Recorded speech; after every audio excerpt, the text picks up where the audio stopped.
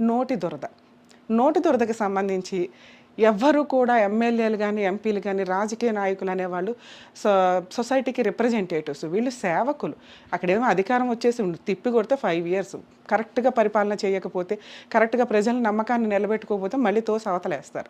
So, నోటి దురద చాలా ఇంపార్టెంట్. ఆ నోటి దురదని కంట్రోల్ చేసుకోకపోతే ఈ రకంగా చెప్పు తీసుకొని కొట్టినట్టు అవుతది వ్యవహారం. ఎందుకంటే ఓడిపోవడం అనేది ఎప్పుడు కూడా సహజమే. ప్రతిసారి అందరం ఒకే సీట్‌లో ఉంటే పరిపాలనలో డెవలప్‌మెంట్లు డిఫరెంట్‌గా రావు. సో, డిఫరెంట్‌గా రావాలంటే కనీసం మంచిగా చేసిన వాళ్ళు 3-4 టైమ్స్ ఉంటారేమో.